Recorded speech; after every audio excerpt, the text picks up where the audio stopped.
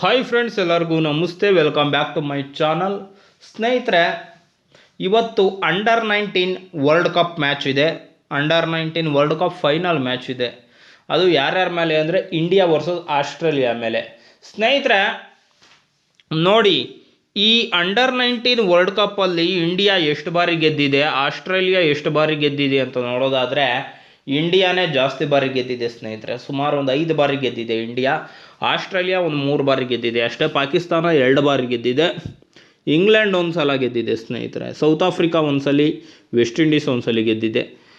ಅದನ್ನು full details ಹೇಳ್ತಾ ಹೋಗ್ತೀನಿ. ಅದಕ್ಕೆ ಮುಂಚೆ ಯಾರ್ಯಾರು ನನ್ನ ಚಾನಲ್ಗೆ ಸಬ್ಸ್ಕ್ರೈಬ್ ಆಗಿಲ್ಲ, ಪ್ಲೀಸ್ ಸಬ್ಸ್ಕ್ರೈಬ್ ಆಗಿ ವಿಡಿಯೋ ನೋಡಿ ಅಂತ ಹೇಳ್ತಾ ಈ ವಿಡಿಯೋವನ್ನು ಶುರು ಮಾಡ್ತಾ ಇದ್ದೀನಿ. ಬನ್ನಿ ಶುರು ಮಾಡೋಣ. ಸ್ನೇಹಿತರೆ, ಅಂಡರ್-19 ವರ್ಲ್ಡ್ ಕಪ್ ಅನ್ನೋದು 1988ರಲ್ಲಿ ICC ಕಂಡಕ್ಟ್ ಮಾಡುತ್ತೆ. ಆಗ 1988ರಲ್ಲಿ ಆಸ್ಟ್ರೇಲಿಯಾ ಗೆಲ್ಲುತ್ತೆ. ಮತ್ತು ಎಗೇನ್ 1998ರಲ್ಲಿ ಕಂಡಕ್ಟ್ ಮಾಡುತ್ತೆ ICC ಕಂಡಕ್ಟ್ ಮಾಡುತ್ತೆ. ಯಾಕೆ 10 ವರ್ಷ ಗ್ಯಾಪು ಅನ್ನೋದು ನನಗೂ ಸರಿಯಾಗಿ ಗೊತ್ತಿಲ್ಲ. ಏನೋ 10 ವರ್ಷ ಆದಮೇಲೆ 98ರಲ್ಲಿ ಮತ್ತೆ ಶುರು ಮಾಡುತ್ತೆ. ಆಗ ಯೂತ್ ಕ್ರಿಕೆಟ್ ಕ್ಲಬ್ ಅಂತಲೇನ ಯೂತ್ ಕ್ರಿಕೆಟ್ ಅಂತ ಶುರು ಮಾಡ್ತಾರೆ 1988ರಲ್ಲಿ. ಮತ್ತು 1998ರಲ್ಲಿ ಅಂಡರ್-19 ಅಂತ ಶುರು ಮಾಡ್ತಾರೆ. ಆಗ ಆಸ್ಟ್ರೇಲಿಯಾ ಗೆಲ್ಲುತ್ತೆ. ಇಂಗ್ಲೆಂಡ್ ಗೆಲ್ಲುತ್ತೆ 1998ರಲ್ಲಿ. ಮತ್ತು 2000ನೇ ಇಸ್ವಿನಲ್ಲಿ ಭಾರತ ಗೆಲ್ಲುತ್ತೆ. 2002ರಲ್ಲಿ ಆಸ್ಟ್ರೇಲಿಯಾ ಗೆಲ್ಲುತ್ತೆ. ಮತ್ತು 2004ರಲ್ಲಿ ಪಾಕಿಸ್ತಾನ ಗೆಲ್ಲುತ್ತೆ. 2006ನೇ ಇಸ್ವಿಯಲ್ಲಿ ಎಗೈನ್ ಪಾಕಿಸ್ತಾನ ಗೆಲ್ಲುತ್ತೆ. ಮತ್ತು 2008ರಲ್ಲಿ ಇಂಡಿಯಾ ಗೆಲ್ಲುತ್ತೆ. 2010ನೇ ಇಸ್ವಿನಲ್ಲಿ ಆಸ್ಟ್ರೇಲಿಯಾ ಗೆಲ್ಲುತ್ತೆ. ಮತ್ತು 2012ರಲ್ಲಿ ಇಂಡಿಯಾ ಮತ್ತೆ ಗೆಲ್ಲುತ್ತೆ. 2014ರಲ್ಲಿ ಸೌತ್ ಆಫ್ರಿಕಾ ಗೆದ್ದಿದೆ. ನೀವು ಅಂದ್ಕೋಬೋದು ಸೌತ್ ಆಫ್ರಿಕಾನ ಚೋಕರ್ಸು ಹಂಗೆ ಹಿಂಗೆ ಅಂತ. ಆದರೆ 2014ರ ಅಂಡರ್-19 ವರ್ಲ್ಡ್ ಕಪ್ ಫೈನಲ್ ಮ್ಯಾಚಲ್ಲಿ ಸೌತ್ ಆಫ್ರಿಕಾ ಗೆದ್ದಿದೆ. ಇದನ್ನಿಟ್ಕೊಂಡು ಅವ್ರನ್ನ ಚೋಕರ್ಸ್ ಅಂತ ಹಣೆಪಟ್ಟಿನ ಬಿಡ್ಬೋದು. ಆದರೆ ಚೋಕರ್ಸ್ ಅನ್ನೋ ಹಣೆಪಟ್ಟಿ ಅವ್ರಿಗಿನ್ನೂ ಹೋಗಿಲ್ಲ. ಒಂದಾದರೂ ODI ವರ್ಲ್ಡ್ ಕಪ್ಪನ್ನು ಗೆಲ್ಲೋ ತನಕ ಅಥವಾ T20 ವರ್ಲ್ಡ್ ಕಪ್ಪನ್ನು ಗೆಲ್ಲೋ ತನಕ. ಮತ್ತು ಸ್ನೇಹಿತರೆ, 2016ರಲ್ಲಿ ವೆಸ್ಟ್ ಇಂಡೀಸ್ ಗೆಲ್ಲುತ್ತೆ. ಆಗ ತುಂಬ ಒಳ್ಳೆ ಉತ್ತುಂಗದಲ್ಲಿತ್ತು ವೆಸ್ಟ್ ಇಂಡೀಸ್ ಟೀಮು, ಚೆನ್ನಾಗಿ ಆಡ್ತು, ಗೆಲ್ತು ಸ್ನೇಹಿತರೆ. ಮತ್ತು 2018ರಲ್ಲಿ ಇಂಡಿಯಾ ಗೆದ್ದಿದೆ. 2020ರಲ್ಲಿ ಬಾಂಗ್ಲಾದೇಶ ಗೆದ್ದಿದೆ. ನೀವು ನೋಡಿರ್ಬೋದು 2020ರ ಅಂಡರ್-19 ವರ್ಲ್ಡ್ ಕಪ್ನ, ಅದು ಬಾಂಗ್ಲಾದೇಶ ವರ್ಸಸ್ ಇಂಡಿಯಾನೇ ಇತ್ತು. ಆಗ ಬಾಂಗ್ಲಾದೇಶ ಗೆಲ್ತು.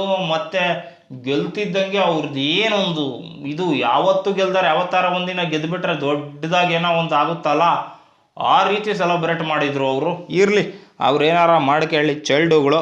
2022ರಲ್ಲಿ ಎಗೈನ್ ಇಂಡಿಯಾ ಗೆಲ್ಲುತ್ತೆ ಸ್ನೇಹಿತರೆ.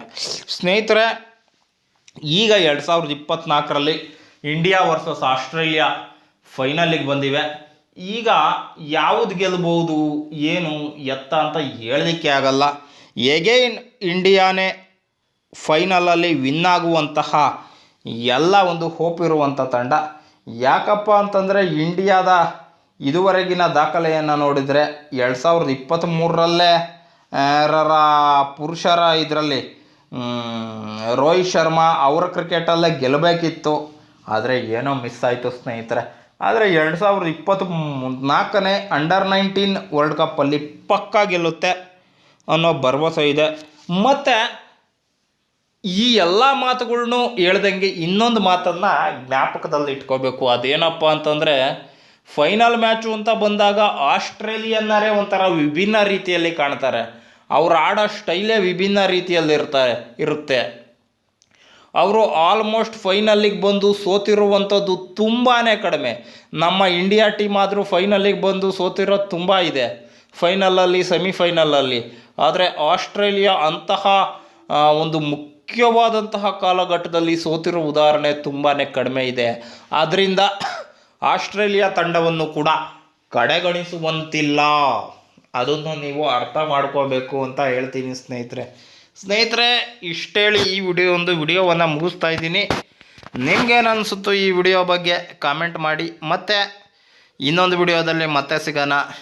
ನಿಮ್ಮೆಲ್ಲರಿಗೂ ಕೂಡ ನನ್ನ ಚಾನಲ್ನ ಸಬ್ಸ್ಕ್ರೈಬ್ ಮಾಡಿ ಅಂತ ಹೇಳ್ತಾ ಈ ವಿಡಿಯೋ ಇಲ್ಲಿಗೆ ಮುಗಿಸ್ತಾ ಇದ್ದೀನಿ. ಜೈ ಹಿಂದ್, ಜೈ ಕರ್ನಾಟಕ, ಜೈ ಭುವನೇಶ್ವರಿ ದೇವಿ.